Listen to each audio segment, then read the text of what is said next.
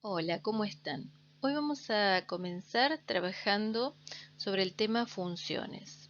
Vamos a desarrollar el tema presentando un determinado contexto que nos permita interpretarlo. Vamos a trabajar cuestiones conceptuales y a tratar de describir todos los elementos fundamentales del concepto.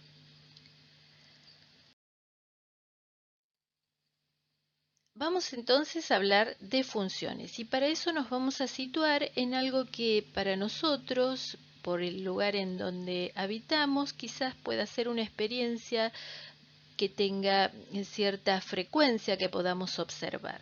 Y además, y espero que sea de interés de acuerdo a la carrera que ustedes están siguiendo, que tiene que ver con el petróleo, vamos a pensar en la situación de la carga de petróleo en un buque cisterna, que es el buque, el tipo de buque que transporta el petróleo. Este proceso de cargar o descargar un buque petrolero es un proceso muy complejo que tiene muchos requerimientos y que tiene muchos protocolos. Nosotros no vamos a entrar en ese detalle, pero sí vamos a simplemente tomarlo como un ejemplo para comenzar a pensar conceptualmente a qué nos vamos a referir cuando hablemos de funciones. Vamos a pensar en particular qué ocurre o cómo es que se produce la carga del petróleo en el tanque de un buque. Por lo que yo he leído, les puedo comentar que esto es un proceso que tiene varias etapas, que la carga no es igual en un principio, después en el momento en el cual se comienza a cargar y ya se estableció una cierta forma de carga, y luego cuando se termina de cargar, la parte del cierre, ¿sí? Pero bueno, en principio sabemos que si estamos cargando un buque, esa carga no se produce en forma instantánea, sino que se va produciendo a medida que transcurre el tiempo. Generalmente el petróleo llega hasta el buque a través de una tubería, en el caso de nuestra ciudad está en el mar. ¿Y cómo se va produciendo la carga? Bueno, sin entrar en el detalle, sabemos que a medida que transcurre el tiempo, la cantidad de petróleo en el tanque del buque va aumentando. Es decir, que hay una relación, hay un vínculo entre un tiempo que se podría estar midiendo, uno podría tener un observador que está midiendo, pasó media hora, pasó una hora y media, pasaron 2 horas, etcétera, y de alguna forma alguien que esté midiendo el nivel de petróleo que está siendo depositado o que alcanza el tanque del buque. Entonces, en principio vamos a estar hablando de esa relación. Hay una relación entre dos cantidades. A una cantidad la vamos a llamar X y a la otra cantidad la vamos a llamar Y. Y lo que nos va a interesar es la relación que hay entre esas cantidades. Entre el tiempo transcurrido y la cantidad de petróleo que hay dentro del buque. Ahora bien, al tiempo que vayamos midiendo a esa secuencia o esas cantidades de tiempo, media hora, una hora y media, los vamos a transformar en números, ¿sí? Supongamos que estamos hablando en horas, entonces tendremos 0,5 horas, 1 hora, 1,5, 2, 3, etcétera, lo que nosotros decidamos medir. Y la cantidad I, que es la cantidad de petróleo que hay en el tanque, también la podremos medir, ya sea en peso, en litros, en metros cúbicos. Esa cantidad va a constituir la imagen de esa relación. La cantidad de tiempo es el dominio y la cantidad de petróleo es la imagen. Entonces ya tenemos un vínculo entre unos valores de X y unos valores de Y. La X dijimos que la íbamos a medir, por ejemplo, en horas. Y la imagen, los valores de la imagen, los podemos medir, por ejemplo, en metros cúbicos. Este tipo de vínculo, en este caso, si tenemos que pensar, si en un determinado momento yo observo cuánto petróleo hay, la cantidad de petróleo que va a haber es única. Para ese momento va a haber una única cantidad de petróleo dentro del tanque del buque. Pongamos atención en esto porque después va a ser muy relevante. Entonces, resumiendo un poquito, tenemos valores de X que los transformamos en números reales, todo un conjunto de valores de X, y también tenemos un conjunto de valores de Y que también van a ser números reales. Por lo tanto, cuando hagamos este tipo de trabajo, vamos a decir que estamos hablando de funciones reales. ¿Por qué? Porque tratan con relaciones entre números reales. Ahora bien, hay algo muy específico en este concepto.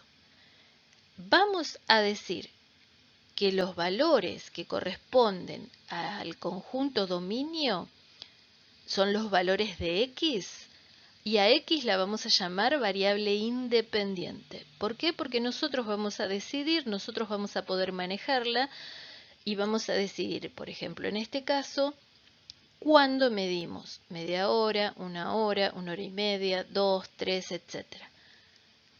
Y los números que vamos a ir a constatar respecto de la carga de petróleo en el tanque van a ser dependientes de ese valor del tiempo, es decir, que para un cierto tiempo va a haber una cierta cantidad de carga dentro del tanque del buque. Va a ser una variable dependiente de la variable X, que es nuestra variable independiente. ¿Por qué se llama variable? Bueno, porque puede cambiar, no es siempre lo mismo, no es siempre el mismo número, sino que son distintos números.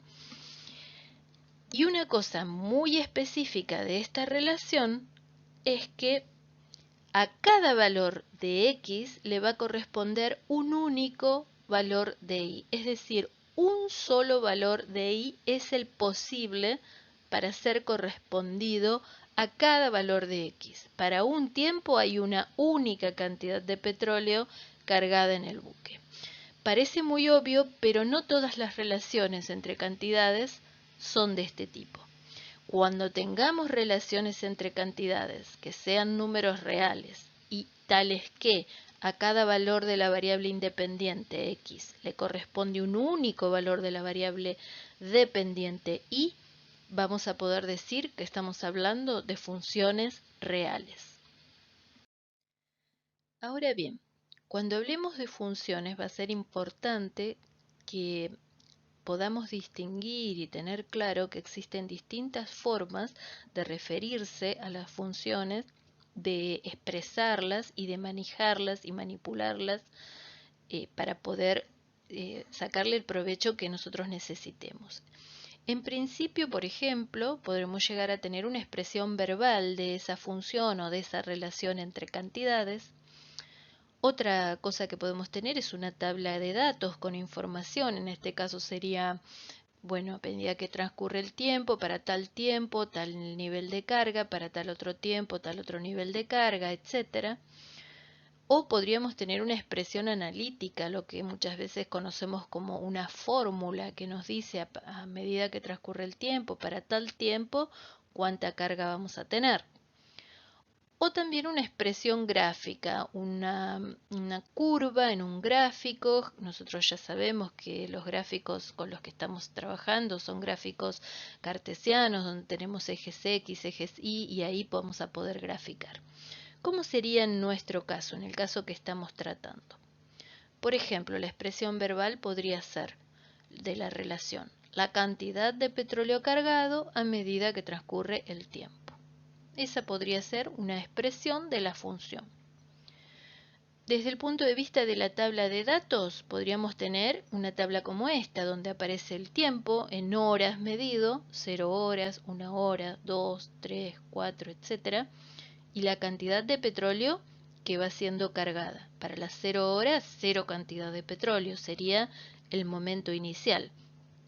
Cuando pasa 1 hora, tendríamos 36 metros cúbicos de petróleo. Cuando pasan 2 horas tendríamos 72 metros cúbicos de petróleo.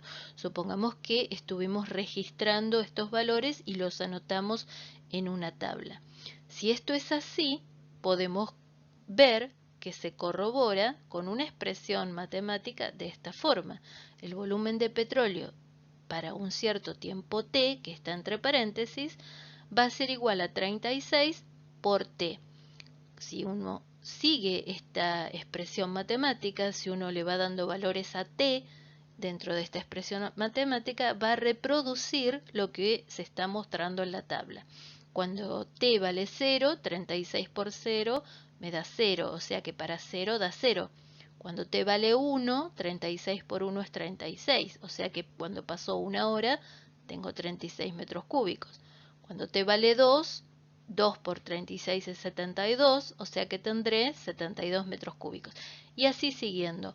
Se nota, se ve que hay una correspondencia entre esta tabla de datos y esta forma analítica.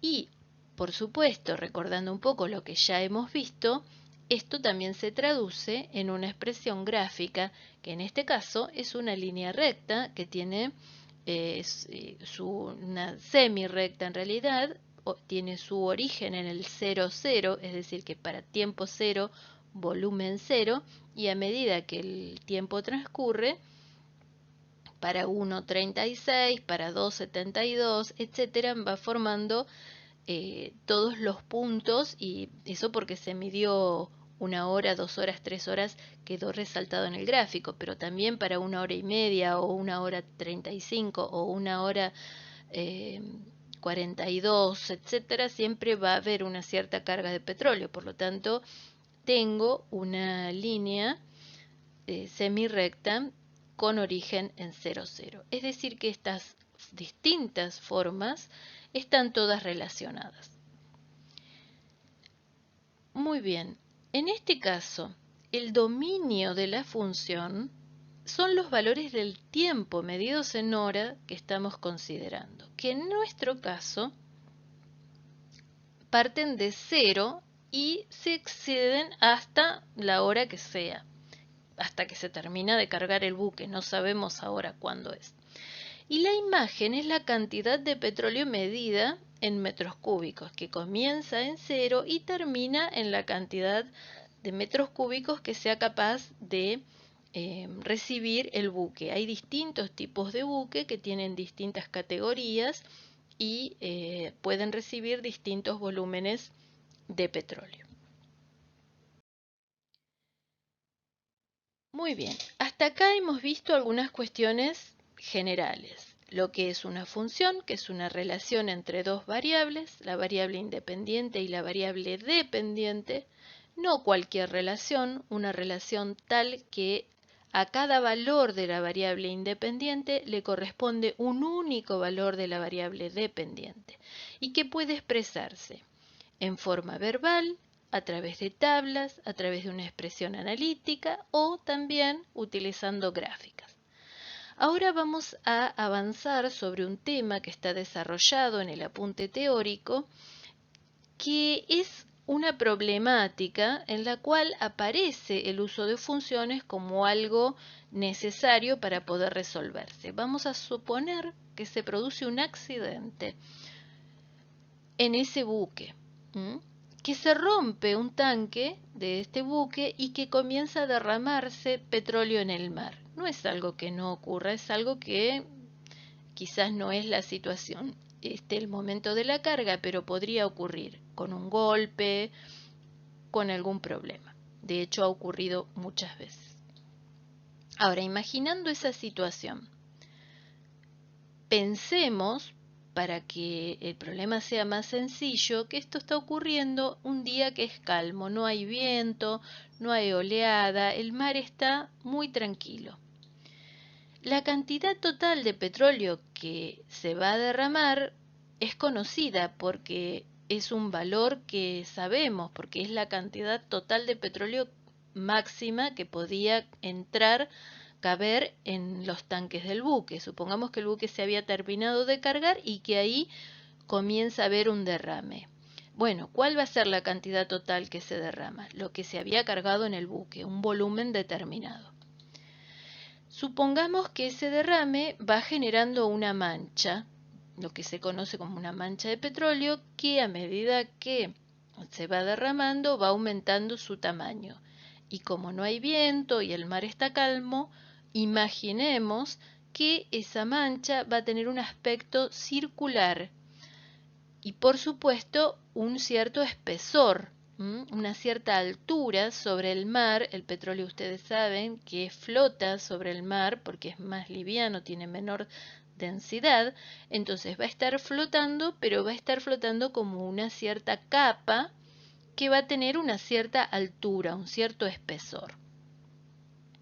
Todas estas cantidades que les estoy indicando y todas estas situaciones en realidad hacen a lo que conocemos como una modelización del problema. Van simplificando y dando una idea de cómo podríamos hacer para abordar ese problema o esa situación. Ahí tenemos nuestro buque y para que ustedes sepan, digamos, puedan tomar esto como una información válida, en un buque de este tipo de buques de tamaño pueden llegar a entrar 2 millones de barriles de petróleo. Cada barril de petróleo tiene 158,98 litros por barril, 158,98 litros por barril. Y cada metro cúbico sabemos que son 1000 litros. Por lo tanto, haciendo las cuentas, esto nos da 317.960 metros cúbicos. Es la cantidad de metros cúbicos de petróleo que es posible que se derramen en el mar.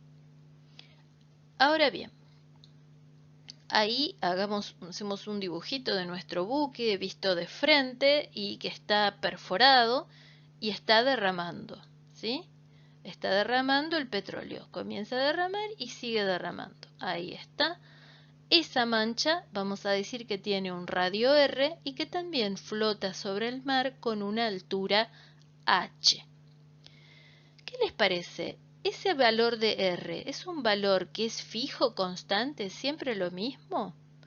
¿Y el valor de la altura, el espesor del petróleo, qué ocurrirá con ello?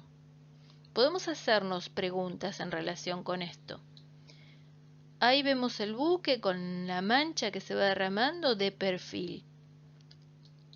Muy bien, la primera pregunta sería, ¿cómo es el radio de la mancha del derrame de petróleo sobre el mar a medida que el tiempo va pasando? ¿Sí? A medida que vamos tomando el tiempo. Mi opinión, y supongo que la de ustedes también, es que a medida que el tiempo va transcurriendo, la mancha de petróleo se va agrandando y por lo tanto el radio es cada vez mayor. Eso lo sabemos, lo que no sabemos es cómo es que se produce, cuánto mayor, cuánto avanza, cuánto tiempo tenemos para contenerlo, qué perímetro tiene y cuánto vamos a necesitar envolver, con qué tamaño de bolsas, por ejemplo, para contener ese derrame. Todas cuestiones que son importantes a la hora de pensar en esta problemática. Bueno, acá están implicadas funciones. En principio, vamos a decir que T va a ser nuestra variable independiente, la que nosotros vamos a controlar, el tiempo transcurrido desde que se inicia el derrame. Y R es el radio de la mancha de petróleo. El R depende de T, R de T. Entonces lo vamos a escribir de esta forma. R va a ser lo que corresponde al radio y el T, escrito entre paréntesis, es la variable independiente. R depende de T. T es la variable independiente y R va a ser la variable dependiente. Es decir, para un cierto tiempo, tal valor del radio. Para otro tiempo, otro valor del radio. Los valores del tiempo son los valores del dominio de la función, son los de la variable independiente, y los valores del radio son los valores de la imagen de la función, los que corresponden a la variable dependiente. Bien, ¿qué más sabemos? En principio, el espesor de la mancha, también lo vamos a llamar h de t, varía con el tiempo. Cuanto más tiempo pasa, más delgado es el espesor de la mancha, ¿sí? Como cuando una gotita de miel cae sobre la mesa y a medida que la vemos aplastarse, se va desparramando, es decir, a medida que se va desparramando, también se va aplastando y se va haciendo más finita sobre la mesa. Algo parecido ocurre con el petróleo. Ahora bien, no hay un único tipo de petróleo. Hay distintos tipos de petróleo que tienen distinta viscosidad, distinto color, distintas propiedades. Y hay una relación que se establece a partir de un número que se llama constante propia del petróleo, que indica que ese espesor H es algo así como cuán denso es ese petróleo. Ese espesor H va variando a medida que se transcurre el tiempo con una cierta relación matemática que está aquí escrita. H depende del tiempo como K sobre raíz de T. K es un valor constante y T es el tiempo que transcurre.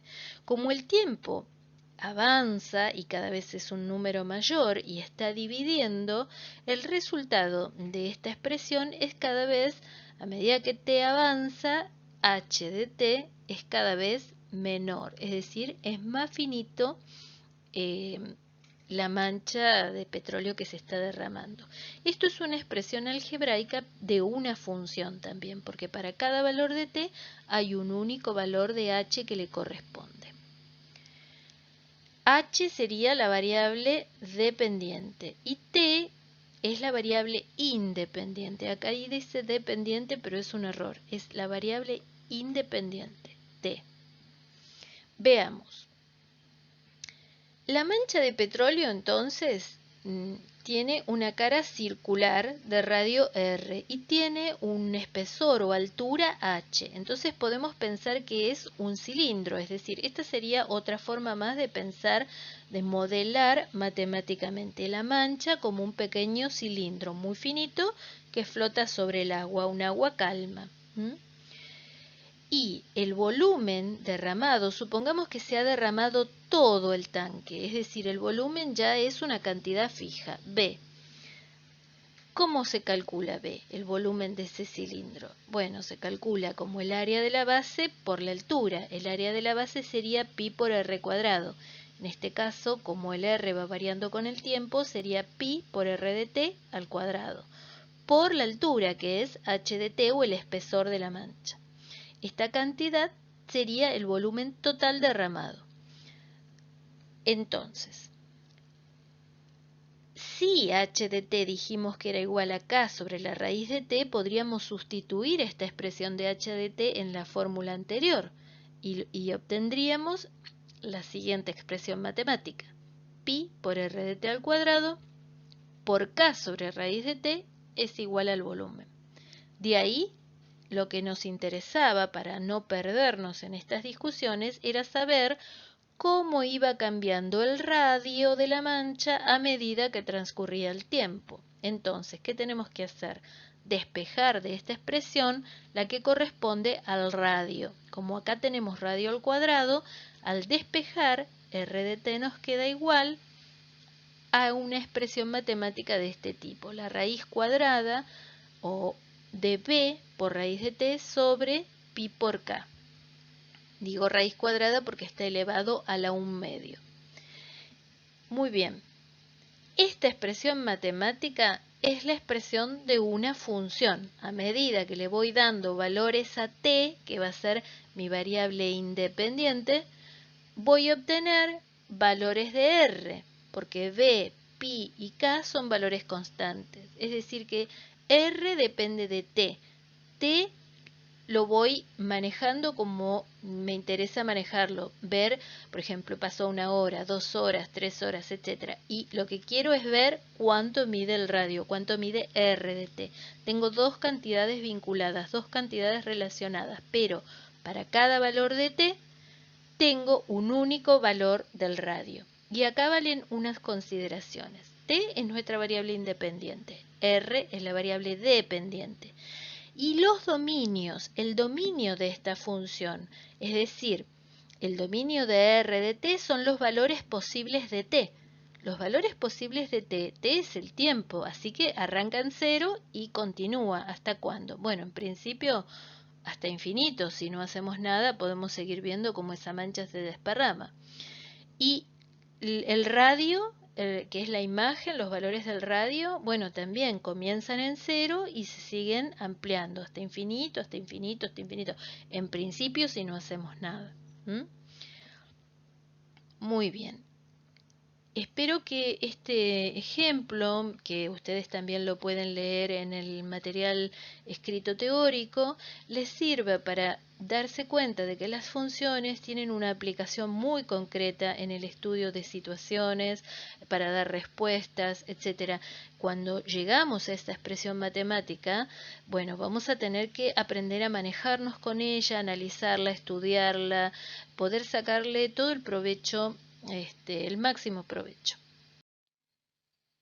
Muy bien. Ahora bien, otra cosa que es importante cuando tratamos el tema de funciones es saber que también hay distintos tipos de funciones. En principio vamos a hablar de las funciones polinómicas. Estas ya un poco las conocemos porque conocemos su estructura. Vamos a hablar de la función constante cuando nos refiramos a una función cuya forma analítica sea un polinomio de grado 0, es decir, f de x igual a k. Recuerden que el polinomio de grado 0 tenía x elevado a la 0 y x elevado a la 0 es 1, así que en realidad el polinomio es equivalente a una constante. La expresión gráfica de esto sería una línea recta horizontal. Otra función de tipo polinómico es la función lineal, que es la función cuya expresión analítica es un polinomio de grado 1, donde f de x, polinomio de grado 1 era mx más b, ¿lo recuerdan? Acá le vamos a poner ax más b para ver que tenemos coeficientes a y b y la potencia de x a la primera potencia, la potencia 1. Es decir, la expresión analítica de forma lineal tiene como representante la línea recta desde el punto de vista gráfico. Después tenemos la función cuadrática. La función cuadrática es aquella cuya forma analítica es un polinomio de grado 2, donde f de x es de la forma a por x cuadrado más b por x más c, donde a, b y c son coeficientes y los valores de x, que es la variable independiente, están a potencia 1 o hasta potencia 2. ¿Y qué ocurre con la expresión gráfica? Bueno, la expresión gráfica sabíamos que era una parábola. Por ejemplo, una parábola de este tipo, donde siempre sabemos que la parábola es una curva que tiene cierta simetría y que puede tener un valor máximo o un valor mínimo. Después lo vamos a seguir estudiando con más profundidad. Después tenemos también funciones que podemos llamar cúbicas, donde su expresión analítica es un polinomio de grado 3. De la misma manera, f de x sería a por x al cubo más b por x cuadrado más c por x más d, donde a, b, c y d son coeficientes. Por supuesto que los coeficientes son coeficientes numéricos, son números reales, que además alguno de ellos puede ser 0, ¿no? En todos los casos. ¿Cómo es la expresión gráfica? Bueno, la expresión gráfica, como esto es un polinomio de grado 3, sabemos que los polinomios pueden tener raíces, ¿sí? Las raíces eran valores de x que hacían que el polinomio valiera 0. Como es un polinomio de grado 3, puede tener hasta 3 raíces. En este caso, vemos ahí dos curvas que corresponden a polinomios de grado 3. Pero hay distintos tipos. Estas son simplemente a modo ilustrativo. Después hay funciones polinómicas ya que no tienen un nombre específico, sino que van a ser polinomios de cualquier grado, grado 4, 5, 6, 20, 72, lo que ustedes quieran imaginar. Siempre vamos a poder escribir una función polinómica de la forma f de x igual a sub n por x a la n potencia más a sub n menos 1 por x a la n menos 1, más a sub n menos 2 por x a la n menos 2, etcétera, etcétera, etcétera, hasta a sub 0 por x a la 0, donde los a serían los coeficientes numéricos y las x estarían a distintas potencias, en este caso una potencia de grado n, no importa. Muy bien, ¿cuáles serían las expresiones gráficas de este tipo de función polinómica? Bueno, ya ahí perdemos la cuenta porque podemos estar hablando de distintos tipos de gráficas. Acá solamente hay dos como para muestra, para que ustedes vean el tipo de gráfica que podrían llegar a ser, ¿no? En uno de los casos está descrito el polinomio. Ustedes pueden fijar el video y mirarlo con más detenimiento si les interesa. Después están las funciones de tipo racional. Las funciones racionales son otro tipo de funciones, no son polinómicas. ¿Qué característica tienen? ¿Qué las define? Las define que son funciones que tienen un formato analítico que se corresponde con un cociente de formas polinómicas, es decir, dos polinomios que se están dividiendo. Miren qué tipo de gráficas tienen. Tienen algunas características importantes que vamos a ir viendo un poquito más adelante con más especificidad.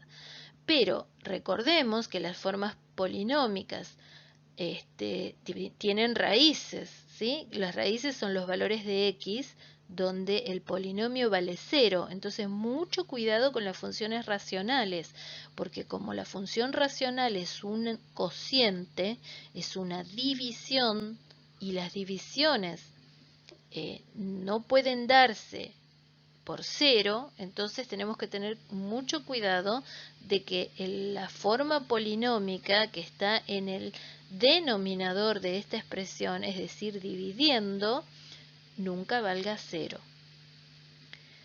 Ahora bien, otro tipo de funciones son las funciones irracionales. Las funciones irracionales son aquellas que en su forma aparece una raíz de algún índice, por ejemplo, raíz cuadrada, raíz cúbica, etc.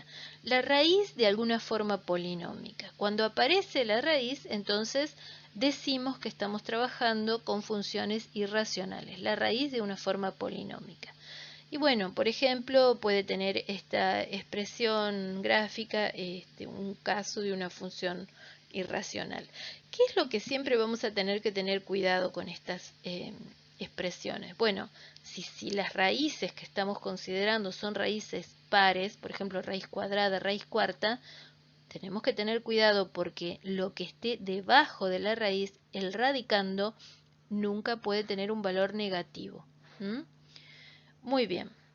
Ahora sí, hay otro tipo de funciones que las vamos a ver en otra videoclase, que son las que se llaman funciones trascendentes.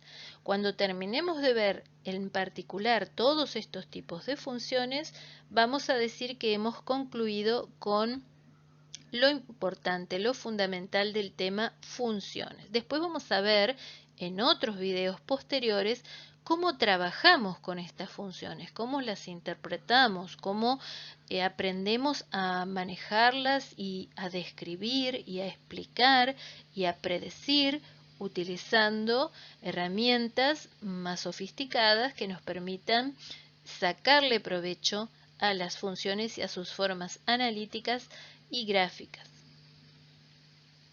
Muy bien, estas las vamos a conocer pronto. Ahora, un poquito más, trabajemos sobre los gráficos de las funciones.